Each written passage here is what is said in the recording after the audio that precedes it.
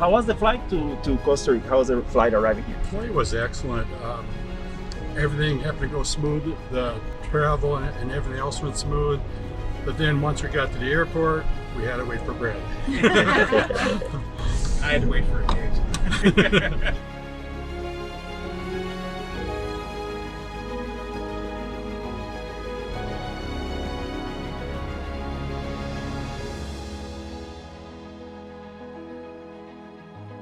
Welcome to the breathtaking landscapes of Costa Rica. We've come here to bring you a series like no other. I'm your host, and together we'll explore the secrets, the science, the inspiring stories of living a longer, healthier life. This is Reverse Longevity. Buckle up for a ride like never before.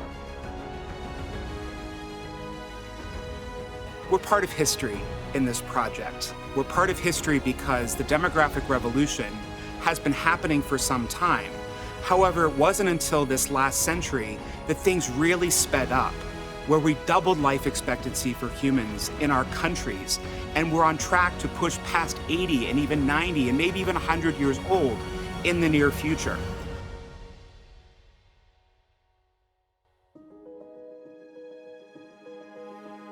When I heard for the first time about this project, I thought, yes, how beautiful is it to bring individuals together who want to change their lives, together with experts, to really see what we can do now to change the biological age. So it's wonderful to be part of that.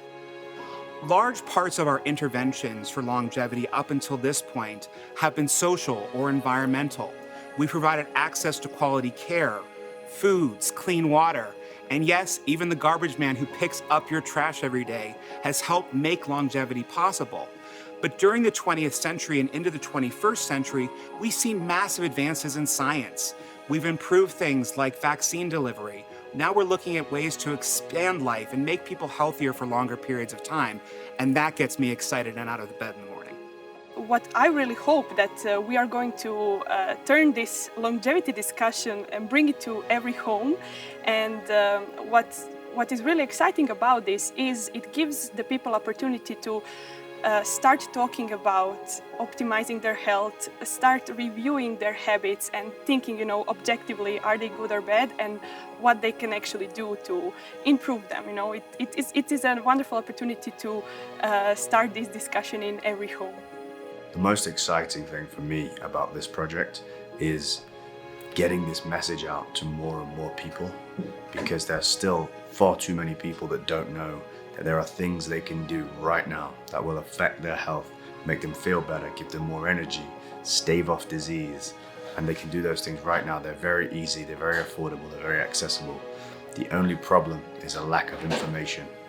Oh, my heart's pounding right now. It was so exciting because I want to learn more things. I want to be that 92-year-old person who just did rim to rim at the Grand Canyon. I want to be healthy to keep doing more and more things. And I just thought, wow, what an opportunity. And I was kind of like, is this for real? It's just such a fantastic opportunity.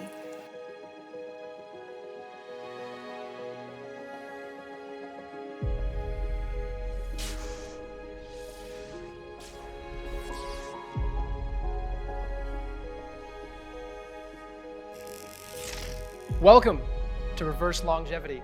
I'm Nick Engerer, I'm your host, and I'm joined here today by a panel of experts and guests to talk about the exciting future of longevity and the mindset we're here to adopt to know what to do about it. And in particular, as I look around at this group, I think of a lot of scientific information, a lot of exciting information about the longevity future, but I'm also drawn back to understanding the why that each of us bring. And this really is part of emulating the longevity philosophy. If we want to have longevity as something we live in our life, we want to emulate those characteristics of youthfulness. And one of those is clearly being excited and curious and passionate about what you do and what we all bring. So I'm Nicolina Lautz. I'm the co-founder and CEO of GlycanAge, which is a company that looks at your aging by looking at the immune system and something called glycobiology. or we would call it inflammaging, this accumulation of chronic inflammation that happens with age and then leads to a whole host of different conditions. So I'm very excited about the project, particularly about the team that put it all together. And I think more people need to learn about longevity as a field, and also from the science point, we need somebody who can translate the science and the evidence to a layman audience so you can make wise choices when you're investing in your own longevity. Of course, there's many aspects to how we age. We look at inflammaging, which is a common component of many chronic diseases. So it's something that's really, and something very moldable. We've done a lot of research in the last decade on different interventions, and you can modify it with simple lifestyle changes, simple habit changes. So in a couple of months, you can get this feedback that what you're doing is actually working, and you can continue that behavior. So it's a really good patient motivator, or a personal motivator, that it's time to change now versus when you already have a big problem. I'm Andrea Meyer. I'm a clinician scientist and internal medicine specialist. I'm a professor of medicine at the National University of Singapore, and I'm a professor of gerontology at the Free University in Amsterdam. At the National University of Singapore, I'm leading the Center for Health and Longevity, and we have two aims at that center. The first one is bringing diagnostics into the clinical space, so really making sure that we can measure the biological age of humans. And the second one is to reverse the biological age of individuals. So we do lots of randomized controlled trials at the university to test lifestyle interventions, but also supplements and repurpose drugs to see if we can reverse the aging process. You're our scientist of the group. You're looking at that same translational problem, but also more fundamental ones, just in the science and even the certifications around who can say they're practicing longevity as, as a physician. And there's a why in there as well, because you really believe the science needs to guide this journey for us. Can you tell us some of the most important parts of that? Yeah, sure. But foremost, I would say I love the beauty of our body. So why shouldn't we maintain it? Why shouldn't we optimize this beauty? I can still remember when I was a medical student and I was in the anatomy room and I looked through this microscope and there was so much beauty. So why should we destroy it while having too much weight and not to walk and not to have the right lifestyle? So I think the beauty is really driving me every day. Like, let's maintain it. It's a Van Gogh. It's a picture. But it's very important that we know how we can maintain the beauty, and there the science comes in. And I would say in the last 5 to 10 years, there is a revolution also in the scientific field that we now take it seriously. My name is Rudy Inaba. I'm the Vice President of Performance Health with Cenegenics. So we've been working with Kevin and Sharon now through Cenegenics' flagship office in Miami. And it's great because I actually get to meet them in person. In today's world, telehealth is so vast. And they'll work with our team in Miami, but this is my first time actually getting to work with them. And going over their lab results, their cognitive testing, their VO2 max testing, looking at their bone density, their body composition, and then being able to see how they subjectively live their lives and talking to them and learning more about how we can fine-tune how they incorporate elements of nutrition and exercise and supplementation, stress management, sleep.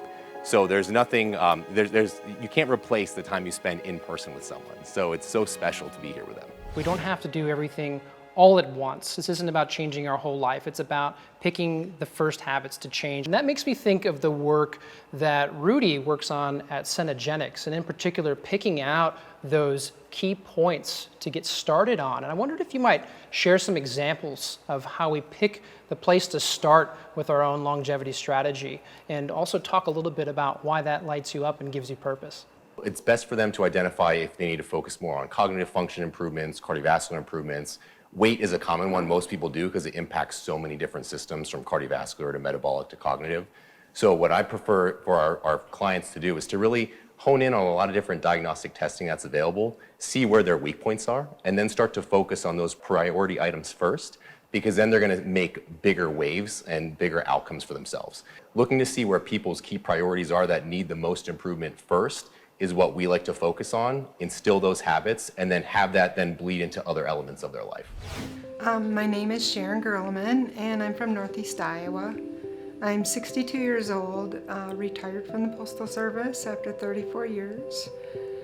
And I have always been enthusiastic about working out, exercising, and 14 years ago I took up running. And as I've aged, it's gotten harder.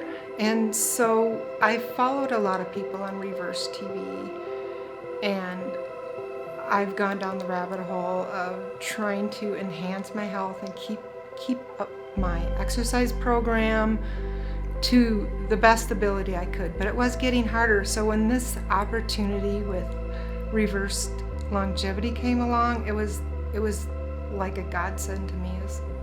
I get to learn from all these experts, and I hope I can teach my own family and friends and everyone who's aging that you don't have to age as we know it and see it. Thank you, and you've identified this mantra you have for yourself. I want to climb mountains while I can, and this is something that you've clearly created purpose in yourself, something that gives you fulfillment and makes you want to wake up each day, and it's clearly keeping you younger because you're running with the person who's 20 years younger than you, right? And you're keeping up. And I heard that in your testing, you learned a little bit about your brain age as well. It was quite young. Would you be willing to share what your brain age was? At Cenegenics, when we tested, they put this thing on our head, this wavy thing, and we did some cognitive things, and they said my brain was 34 years old. 34 years old, if that's not a longevity mind, I don't know what is. It's a beautiful example. And you then mentioned the role of your partnership with Kevin in that. And Kevin, you would have your own individual purpose in there as well. Share with us a bit about that. You know, I basically stepped onto the scale and I was all the way up to 297 pounds. And I go, I'm not going to go over 300. It's not going to happen. So I'm going to fight this. You know, so then everything turned around. I gave up the pop, you know, and I dropped down to 285, but I was kind of plateaued. Really wasn't eating right yet. And after that, whatever, I got into some exercise programs that Sharon was into. I shed 40 pounds. I mean, feeling great. But it wasn't attainable because I did not change my diet. You know, here it was, I put on another 5 pounds next year, another 5 pounds the next year. And then I was watching Sharon changing her diet, and I go, that works. I can do that. I can do all this stuff. Hi everybody, I'm Rafet Fadul. I'm a pulmonary critical care physician by training, and I serve as the chief medical advisor for Cenegenics, which is one of the earliest companies in the performance health and longevity space. What we do is really take a personalized approach to every patient and comprehensively looking at their lifestyle, nutrition, their exercise activity, and we combine that with the medical approach and the science that is the underpinning of a proper life that's focusing primarily on health span and lifespan. We're headed to Miami, Florida for a health assessment with Cenegenics tomorrow. We're super excited. It's for the Reverse TV series that we were selected to be on. That includes the longevity. Good morning, Mrs. Gellerman, Mr. Gellerman. All right, nice to meet you. Nice to see you guys. You guys made it to the clinic? Yes. All right, awesome. So this morning I'll be starting with Mrs. Gellerman, okay? And I'll let you with the health coach team. They will be handling the physical assessment. Sounds good? Sounds All good. right, let's do it. 30 degrees. Yep, a little bit, yeah, a little bit.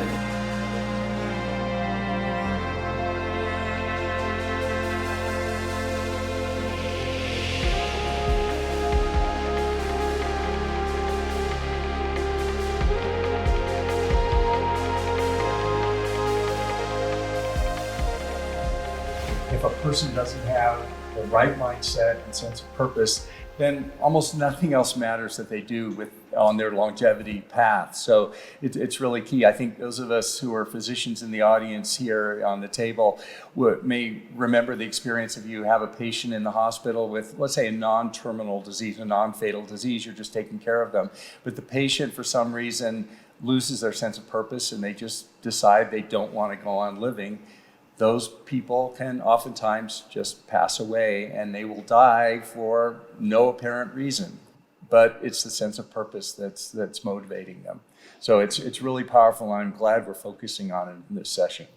There's been a revolution in our understanding of health and longevity, and this knowledge has personally transformed my life. And I've now made it my mission to help deliver this information to a broader audience. In doing that, I've reached out on social media, doing programs like this, and also I've written a book with the title Lies I Taught in Medical School, which is coming out in a few months. Here we are on reversed longevity. It's right there in the title. And it really goes to that second part of the longevity mindset, which is the longer we're here, the more technology there is to keep us here. And I wondered if, by show of hands, how many people here think it is right now possible to reverse aging? Show of hands. 2. Yeah, 2 hands up. Right, so did I have any dissenters? Was that you, Rudy? No hands up? No, I mean, it's a play on the language. Yeah, a play on the language. Semantic, yeah. It's a semantic discussion. So, Rudy, jump in here into the fold. Tell us what that key semantic debate is around this concept of reversing aging. So how I speak to aging is that we can very much mitigate and decrease the speed at which we are aging.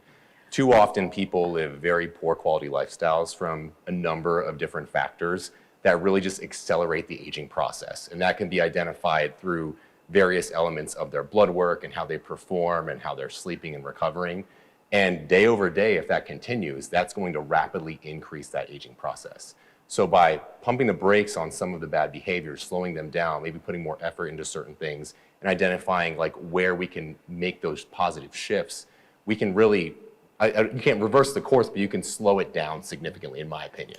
I guess it depends how you define aging, right? Yeah. Because if you define aging as a loss of function, then you can definitely reverse aging. But I That's guess and from that definition, I agree. So, but it all depends on that. Yeah, it all depends on how we define. I mean, for a VO2 max test, I mean, that's the big hang-up right now is how are we actually defining it? Yeah. But very importantly, so that's absolutely what we do in conventional medicine. So we have normal and we have abnormal. You have abnormal lifestyle and abnormal physiology, and we change that. I think health and longevity medicine is really now trying to get grip on what is normal. And normal is not good enough. Normal is not good enough. Yeah. What is optimal? And how to bring a person from a normal physiological state while being exposed to the aging process to make that person more resilient to the second to second, to the day-to-day exposure of everything, to make that person optimal, to therewith reduce the risk of age-related diseases later on. I completely agree with that. So reversing aging? Yes. If you think about the elements that cause aging, right? Like inflammation, all the elements that we've discussed and the biomarkers that track that, all of those things can be reversed, right? And that's, so by extrapolation, yes, you can reverse aging, but I agree with your assessment. Really, it's like the building blocks that we're working on, right? And those ladder up to the outcome of greater longevity, right? Yeah, I mean, I think to Robert's point, one of the pieces that's often overlooked in all of this is the purposeful life and how well people are socialized. How close is your group of friends? How curious are you as an individual? That's a hard thing to measure, but we know it when we see it. And it's so important to think about what our purpose is in the world that, and I shared this anecdote with the group last night. I was doing a study with IBM in Japan a number of years ago, and I said, okay, when do your senior executives retire? About 63 years old. Okay, what's their life expectancy? 68. They put so much of their purpose into their job that when they leave it, it really presents itself as a negative health outcome. So building in purpose, particularly for men, before they leave work, is really an essential component to the puzzle. Hi, my name is Bradley Sherman. I am the author of a book called The Super Age: Decoding Our Demographic Destiny, which explores how declining birth rates and increased longevity are remaking our world. Professionally, I've had a long history in aging and longevity, working for both long-term care and aging organizations in the US and around the world. So my background comes together in my business, which is called Human Change, where we help companies understand what demographic change means, what our demographic reality looks like in the future, and how they can build strategies around longevity, not just the longevity of their companies, but the longevity of their workforce, the people who are working for them, and longevity around the strategies of their business, like what are they producing, how are they selling it, who are these new emerging markets. In the coming years, we're going to have this explosion of older adults, and many of them are living healthier and longer than ever before. Businesses aren't quite ready for this. Businesses are also really not ready for the reality that younger generations are getting smaller year after year. So longevity becomes a central part of our future, both how we extend it, who gets to benefit from the extension, and how businesses and governments react to this new future. Yeah, right. And that reminds me, it makes me think of the mission that you have at Do Not Age, Alan. You've been the CEO there for a number of years, founder of the company. The mission is to extend healthy lifespan for as many people as possible. So you're also in the space of trying to translate science into what's available resources for everyday people. And I wondered if you could tell us just a bit about that translational work and line it up with that mission and your why. My name is Alan Graves, and I am one of the board members and founder at DoNotAge.org, the health research organization.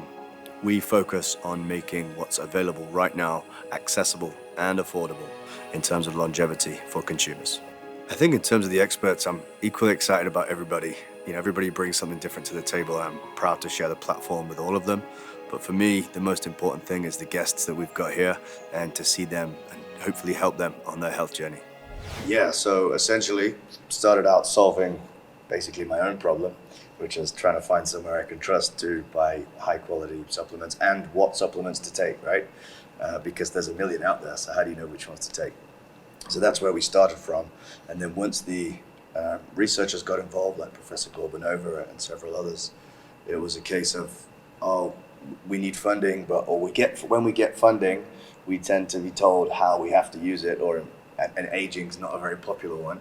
So then that was when I realized that we can help both sides here. We can help the consumers with what's available now, and we can help the researchers with funding and ingredients to help shape the future of aging and healthy aging. My name's Nick Engerer. I'm the founder at Longevity Media, and I run a website called Longevity Blog, where I help tell the story of how people can take control of their health through self-experimentation, through analyzing their own risks in longevity, and figuring out how to make the longevity future a reality for them. So I'm a passionate communicator. I'm actually a PhD scientist by background, so I'm very interested in experimenting and the science and putting it into practice, but also balancing that with the art of longevity, that balancing the part of our lives that doesn't necessarily fit right in the science bucket. It's that part of being happy to be alive, of having a purpose in life, of being connected with your own spirituality. There's many components to longevity, and I like exploring all of them. Thank you all so much for joining me for this part of the conversation. We're going to go a lot deeper on many of these topics and really try to frame that within the conversation we've had just now. And again, that is the idea of having a longevity mindset, to realize that we do not have to get old and sick, and that the longer we stick around, the more technology that's here to help us do that. And that ultimately it's a very exciting thing that we want to align with our own sense of purpose. Because if we don't have that, we don't want to stick around.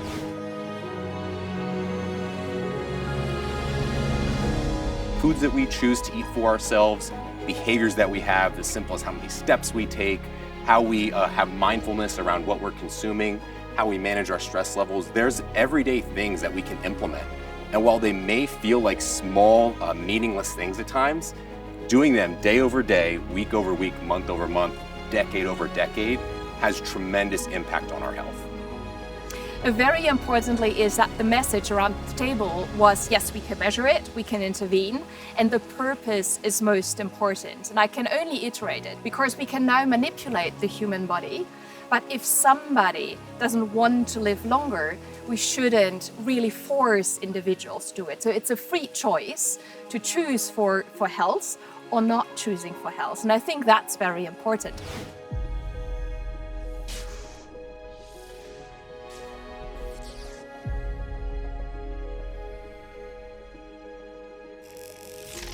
The goal isn't just increasing our lifespan or increasing our longevity, if we don't increase our health span along with it, what good is it? Nobody wants 10 extra years in a nursing home. So I think it's implicit in all our conversations that when we talk about increasing lifespan, we're talking about increasing healthy lifespan. Quality life. Yes. Quality, yeah. Right, and we've heard this, you've just introduced the term health span. Andrea, health span, define it for us. Health span is the period of life where you are healthy. And health is defined by the WHO that you feel healthy and you have no chronic diseases. So no pain, nothing, then you are healthy. So there is a huge gap between health span and lifespan at the moment in lots of countries, especially the Western countries, where we have roughly 30 years in sick health, where we have age-related diseases. We generally have 4 big age-related diseases. Rob, walk us through those. Yeah, if you look at the diseases that kill all of us, statistically, the most likely ones, you can look at the numbers, it's not a secret, they're published annually, are first of all, cardiovascular disease, the #1 killer worldwide, which is heart attacks and strokes primarily, and then cancers, all the different cancers we have, and then you go down to Alzheimer's disease, and then a few more, but those are the big ones. And metabolic disease is at the basis of many of those, including diabetes, insulin resistance, and inflammation. In particular, these diseases of aging are increasingly linked with how we live, how we eat, the lack of exercise. Let's frame that within this concept of longevity. What does that tell us about what longevity is? Either one. Well, one point that's often made, I think, is fascinating, is that you have these diseases that determine our longevity. Cancer. Let's cure cancer. Well, if you do the numbers, curing cancer would be a wonderful thing, no question about it. But statistically, it would only increase the overall lifespan of the population by a couple of years. Same thing with even curing cardiovascular disease. But if you were able to extend longevity and increase our longevity, then you get a much more dramatic impact on our lifespan. So the point here is that aging and our age and longevity is underlying all the chronic diseases. So that's why the focus is on longevity and not necessarily directly on cancer, because if we hit longevity, we're going to get benefits across all of those diseases. Talk to us about the ways that we can measure aging. We've mentioned biological age. It sounds like we're starting to talk about maybe some biomarkers. Introduce us to some of those basic ways of measuring aging. Yeah, so first of all, we have to disentangle the biological age and the chronological age. The chronological age is the age you have at the moment, how long you're already on Earth. The biological age is the age of your cellular systems of your body, how old you are compared to your peers. So at the age of 40, you can be 45 or you can be 35, and that depends partly on the genes. We already touched on how old our parents were when they died. So 20% of the genes determine how long somebody is going to live. It's just 20%, so not the rest. And so the genes are very important, but also other mechanisms are very, very important. Determining the biological age, how fast somebody is repairing, for example, damage or maintaining the bodily functions. So the biological age can be very different from the chronological age. And we can now measure that by taking blood samples or looking at stool samples, saliva samples, even looking at hair, looking at skin, but also looking at function. And I think that's very important. If somebody at the age of 60 is not able to stand up out of a chair without using the hands, we have to think, that's maybe not good because the biological age might be higher. So also with physical functions and cognitive functions, looking at the skin, we can now determine how old somebody really is. And there was also disentangle where might be the problem of that person to tackle that person is not developing an age-related disease. Okay, and so then let's take that back to the realm of our guests. You've been to the Cenegenics clinic, you've got some feedback, I believe you've done a GlycanAge test. You're learning about these markers within yourselves. Yeah. And has that discussion around changing those markers to be more youthful, to have a younger biological age, has that resonated with you? We're waiting to find out our results. Okay, so you're still waiting to hear. So we don't know what our biological ages. So I'm really excited to learn what that is. Yes. And, So- and you have learned, you shared earlier, you mentioned a brain age, so you've been exposed to this concept Yes, of you can be quantified. And Mm-hmm. does that feel significant to you? Yeah, it does. Yes, absolutely. Because, you know, everything with your brain waves and everything else, it has to do with your flow, your blood flow, and everything through your brain, whatever. And it's obvious, you know, because everything is quick. Even talking to people, brain waves, I would always go back to my grandpa. I mean, he was in his 90s, but he basically had the brain of a 70-year-old at the time. Or less. You know, because he was so sharp, and everybody goes, how does he do that? You know, how does he do that? Yeah, another great illustration. Yeah. And so let's have you both jump in here when we take them through the Cenegenics clinic. We quantify GlycanAge, both of them ready and willing to make changes. I mean, can we reverse their aging? Can we reduce their biological age? What's the state of the art? Yeah, I mean, these clocks that you mentioned, the GlycanAge clocks or the epigenetic DNA methylation clocks are revolutionary, and they're really great to have a handle, a metric for our longevity. And these tools are so exciting, and I'm so glad that you guys are starting to use that. And the great news is, at least initially, there's evidence to show that you can slow these down or even reverse the aging and get a lower number through what kind of things? You can do lifestyle factors. There are different things with, you know, replacing vitamin D, with changing your diet, with exercise. So all of our lifestyle factors that we're talking about today have an effect on the state of the art in these biological longevity clocks. So it's such an exciting time. So very importantly is also to notice that there will be likely not one biological age. Of course, the rate of aging in our heart, in our muscles, in our skin, within one individual might be very different. The rate, the pace of aging is different within our organ systems, within one individual. So that's the reason why we have all the different biological age clocks. We have the immune clock, we have a muscle clock, we have a cognitive clock, as you already said. And the rate therewith how an organ is aging is different. And that's, I think, as a physician, very beautifully, because then I can actually target one or the other organ system to make that organ system younger. So I love that it comes back to mindset, because of course that's what's drawing everything together here. And we've got some really youthful mindsets over here in Kevin and Sharon's approach to life and what they're doing already. I mean, they've made some significant diet changes. They've made some positive mindset and lifestyle changes, good physical activity. Are they already enacting what we're calling longevity? This is an important part of the discussion. Yeah, what I've heard from you about the dietary changes you've made, going into ketosis, the mindset changes, the sleep changes, the exercise changes, I think those are all contributing to increased longevity along with increased health span. So when I retired from the post office, at that time, a lot of things were manual, and I used my fingers a lot. And when I retired, I felt like I had arthritis in them. They hurt. And I mean, like, he would squeeze my hand all the time. When he'd hold my hand and squeeze it, and I'd just scream, like, oh, don't do that. It hurts. Fingers would lock up for her. Yep. And when I gave up grains and sugars, it just went away. I had no idea that was going to be the outcome. I had no idea.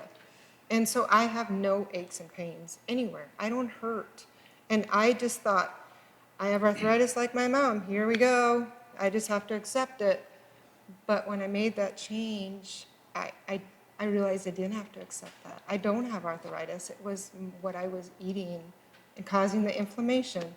Like, inflammation's everything. So, yeah. Sounds a lot like reversing one of the signs of aging to me. Jump in here. What do you think about that?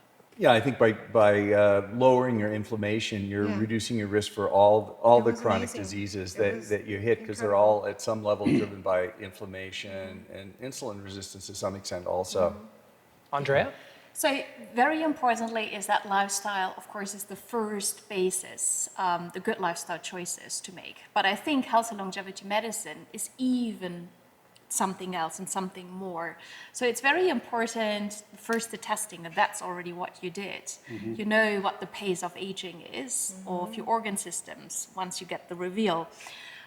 Then there are targeted approaches, what to do and what not to do, and how much meat, how much fish, how much vegetables to eat, what kind of exercise to do, more resistance or more endurance training, and to really tailor that to the individual. And when to sleep, and to really look at the chronotype, for example, when sleep is a good one, and focusing on the quality of sleep next to the quantity of sleep. So I would say that's the basis of health and longevity medicine. However, now we understand why we age, and now we can also interfere within the aging processes by, for example, giving supplements or repurposed drugs to interfere more precisely on what's going on in an individual. And of course, the next step really in health and longevity medicine is really targeting very specific ones with new therapeutics, which are kicking in the next, hopefully, decades, absolutely. Okay, so you've really actually started to answer that question really effectively in that it is longevity-focused approach to make the lifestyle changes, to reverse something like arthritis, to have a young, youthful mental age or cognitive age, as you referred to it. These are the right steps. These are foundational.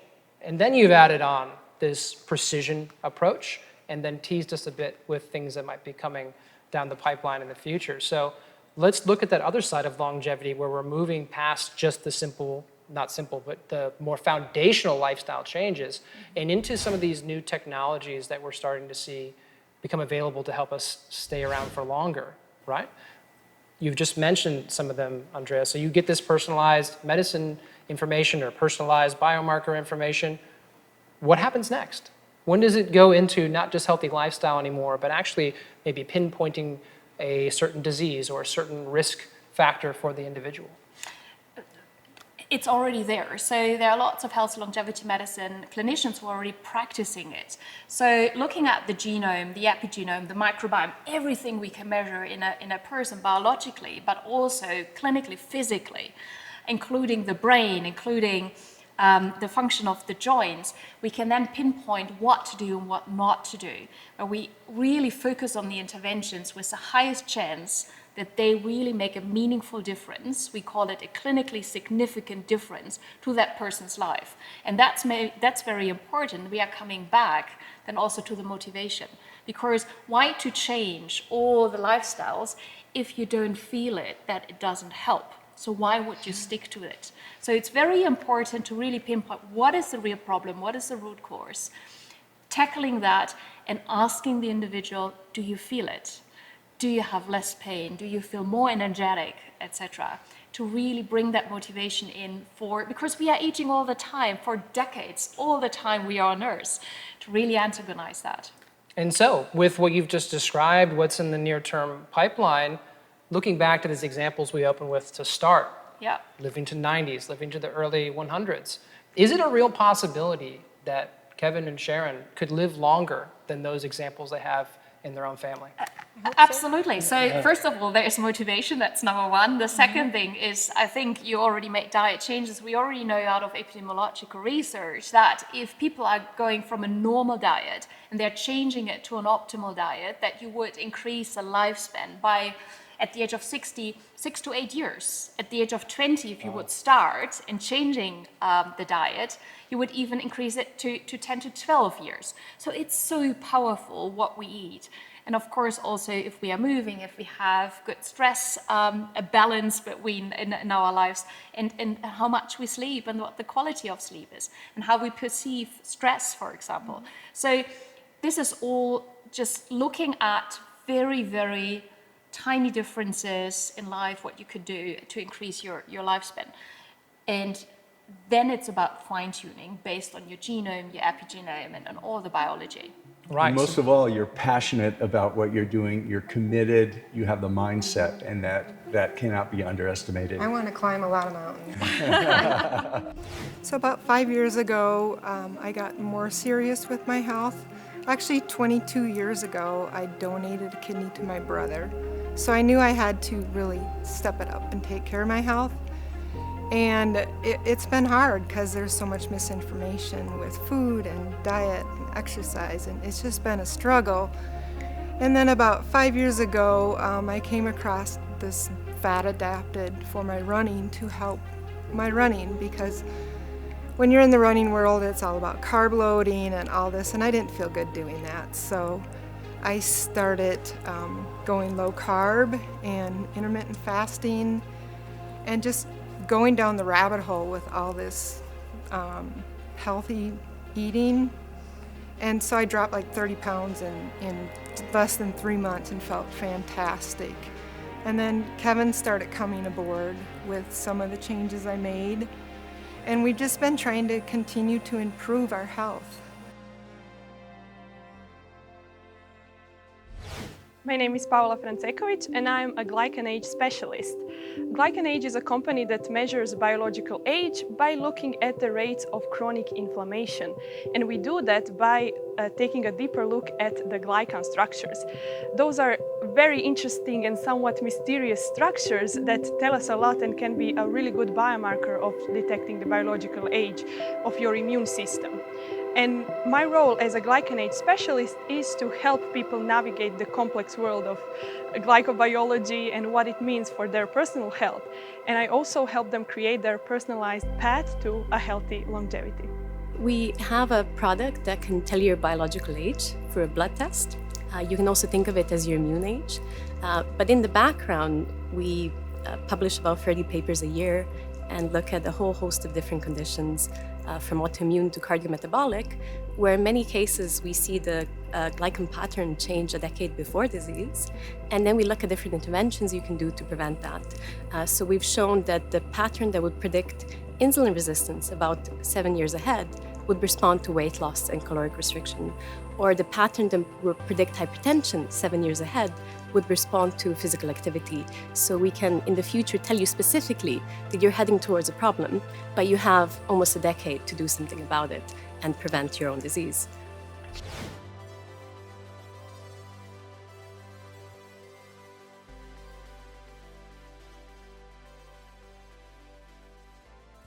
Well, we're joined here by both of our guests and also Paula from GlycanAge to talk a bit about the GlycanAge biological age test, how it works, the behind the scenes bits and pieces, and also excitingly to share with you both your GlycanAge test results. Now, this is something I've gone through myself, so I think the most important thing you can take away from it is it's a starting point. Over to you, Paula. Thank you so much. So hello, both of you again. I'm here to reveal your GlycanAge test. This is a test that measures your biological age, and we actually do it by looking at how much damage did the chronic inflammation do to your body, to your immune system at this point in time. And the way we measure it is by looking at your glycans. Glycans are very interesting and quite mysterious, still undiscovered a little bit molecules that actually cover most of the protein structures in our body. But here in this test, we are looking at the glycans on our immune system. So we are taking a closer look at your immunoglobulin G molecules. Those are the most abundant molecules of our immune system. And they have glycans around them. They have kind of this fuzzy layer of glycans that they use to attach to other parts of the body, perform their function. So they are quite important to be happy and healthy. To kind of bring it a bit closer to you, I would like to use an analogy. So you can imagine your immune system as a house with just bare walls and a roof, and the glycans would be everything you put inside that house to make it a warm and loving, fully functional home. So what can happen with that stuff is over daily use, it can just suffer through daily wear and tear, and we can see some signs of damage. Similar thing happens with our glycans, and depending on the quality of that stuff, so are you using proper wood or some cheap wood, the damage would be higher or lower, and that's the genetic part of the glycans. So 40% of the glycan structures are driven by genetical factors, and the other side of this test is the environmental and the dietary side. So are you ready to hear your results? I don't know. It's kind of scary. Most everyone that does biological age tests has a similar reaction. So you're not alone, and you're very brave for this, finding out your starting point. Yeah, and I think this is an exciting, knowledgeable, powerful thing to have as a starting point, and you can do a lot more to change it. Okay, so I will reveal your overall biological age first, and then we will get to the specifics and talk a little bit about different glycan indexes. Okay, so first, the biological age. I'll do yours first, Sharon. So your biological age is 3 years younger than your chronological age. Not very much. I was hoping for more. Okay, so let's talk about, so majority of our clients fall into a category of plus or minus 9 years from their chronological age. So I believe that could be a little bit lower, but you, from our conversation, you did this before your intensive lifestyle change. So it's a really good starting point to be coming from, you already have some health in your glycans and you want to kind of preserve it and reduce the biological age even more. Okay, Kevin, let's do yours now. I won't keep you waiting. Should I cover my eyes? Oh. You can if you want to. Yeah. So at this moment, well, briefly before you actually started to implement the change, is that right? Your biological age was 9 years higher than your chronological age. Wow. That is a significant difference, and that tells me that there were higher rates of inflammation, chronic low-grade inflammation present in your body. Actually, at that time when it was taken, yes, I had a lot more higher inflammation at that time. How did you feel that inflammation in the body? Did you measure it in some other way? Well, actually it was in the feet, the legs. I could feel it there. And then after going through everything at Centogenics, whatever, they basically told me there was inflammation in here. I didn't know it was there. I had no clue, whatever, And so then after that, basically putting us on supplements and everything else to try to take care of that inflammation. It would be very interesting to see the end results, after the implementation. So let's start talking a little bit about the indexes. So let's go back to the first report. So in GlycanAge testing, we do an overall biological age reveal, but we also take a deeper look into specific glycan structures. So that would be like looking at your cupboards, your beds, and your rug, for example. And this is what gets most damage with the impacts of chronic inflammation. And we can, dig a bit deeper and find out where this inflammation is arising from. So for example, we have this index called Glycan Shield, and these are your results, Sharon. So you can see from that report that you are on the 80th percentile. So that means that only 20% of the population of your people from your chronological age group have a better result than you. So that's really good. That's amazing to be at that percentile. So that actually tells me, so typically we see this kind of elevation in this index with people who take really good care of their diet, supplements, they have an antioxidative regime, they kind of reduce the oxidative stress in the body. So can you tell me, were you already doing this at the time of the test? I was, but my diet wasn't tightened down. I was sneaking a lot of treats in. I'm pretty much no sugars, no grains, but So you were already doing that I was before? doing that before, definitely. But I wasn't, I got lax.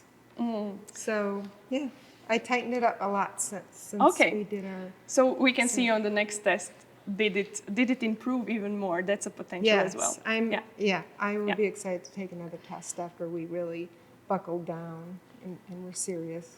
Yeah, okay. So, Kevin, for you, your Glycan Shield was on the 37th percentile. So that's below the average of what we expect.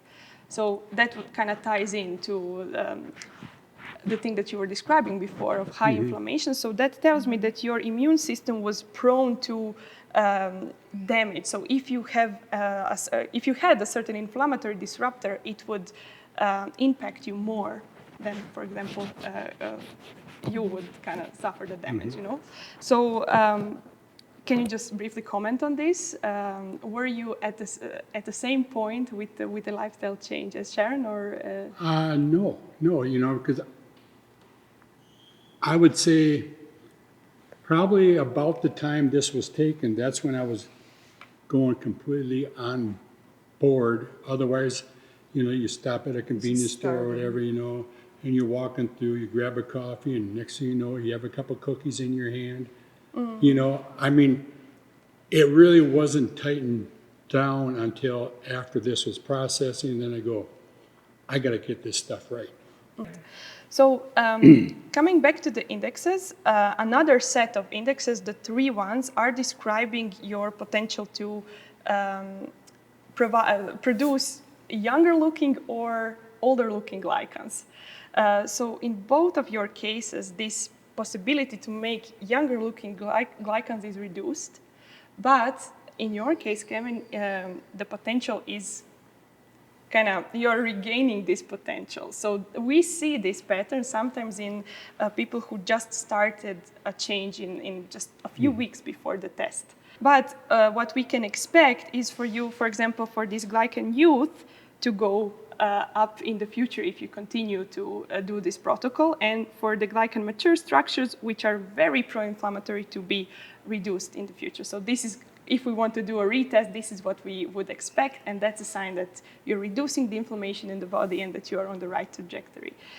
And Sharon, in your case, we see a similar pattern, which is something that we typically see in women in the perimenopause, menopausal period. Are you comfortable with about talking? Yes, absolutely. Yeah. So we see a reduction in the glycan youth structures and an increase in the glycan mature structure. So this is a typical pattern, like pro-inflammatory shift that happens, well, with almost every stage of a woman's life. So we see this kind of pattern with pregnancy, with breastfeeding, and also with entering the menopause. And we can do a lot to reduce this inflammatory risk. And one of the things that we can do is, for example, implement some hormonal replacement therapies and combine it with good, proper care of our lifestyle and diet. Yeah, and as we close out that segment, I just wanted to leave you with some encouraging remarks, because what you've done here is, number one, be brave and go out there and do this. And most people, when they first encounter a biological age test, many of them stop because of that fear. You didn't do that. And now you have this data. And, you know, in particular, Kevin, you could be feeling, oh no, like I'm 9 years older, but that is the grounds for making significant improvements. And I'll tell you, I improved my GlycanAge by 6 years pretty easily with some diet changes, right? So, and I'm looking really good. I'm in my mid-20s now with my GlycanAge. So awesome. You can feel optimistic about that. Bring that optimism and mindset to making those changes, and you're going to see it in the data. Yeah, and we see changes in some cases, even like 3 to 6 months after the implementation of some new protocol. So. You're probably experiencing this change already. I'm ready. I want to do this. Yeah. Okay, let's do a retest then. Yes. Yeah. Great. We'll be following up with you as a part of this series and look forward to sharing those results. And Paula, thank you very much for walking us through the GlycanAge test, the indices, this new insights you have in beta version at this moment. It's quite exciting, and I think it can offer a lot of insight, and you've demonstrated that here.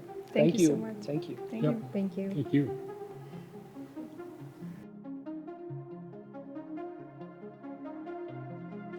I felt that I was younger, you know, but basically when the test came out or whatever, it showed me what I have to work on with my diet, you know, because actually that's a lot more diet orientated than the up here, the mental part of it.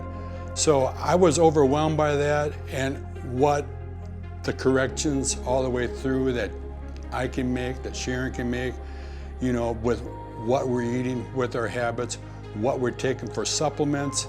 I mean, I really hope when I, you know, upgrade to the next one, that I can see a big improvement. It was very educational to me, you know, where it's like, voila, I know where I have to work, and it's going to be interesting to see how much I can improve. So much of our longevity is in our control already. But most of what we've gained in our lifetimes has been the result of good investments.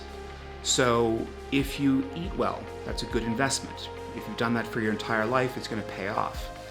If you've had access to clean water and clean air for your lifetime, things that are typically mandated by the government, you're going to have greater access to good longevity, healthy longevity.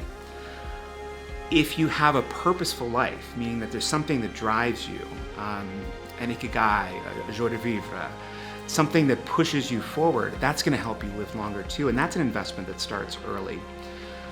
But perhaps one of the biggest things that can really push somebody's longevity ahead today, outside of diet, exercise, general health and welfare, is do you have good relationships with people?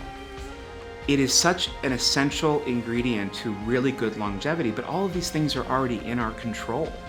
Now, pushing past this, are there things that we're going to be able to do? Are there new interventions, new tests that we can measure what our health actually is? Can we monitor and adjust what we consume, how we consume it?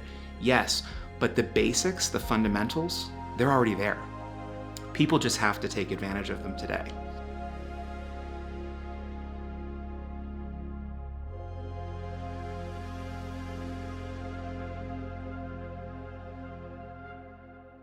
Well, we've got to the end of our first day of shooting this longevity-focused docuseries, and it's been a wonderful conversation so far. But another really enjoyable part of getting to shoot this series is coming to Costa Rica. And you've already noticed the beautiful landscapes, the interesting wildlife, and you've been hearing about that pura vida. And you can feel that spirit when you're here, that you know it's a blue zone. You know it's a place where people are living a good, long, and healthy life. But I cannot let this day go past, or your time here in Costa Rica go past you, without introducing you to a little bit of local musical talent. Get a feeling for the culture. We have tonight performing for you El Grupo Marimba.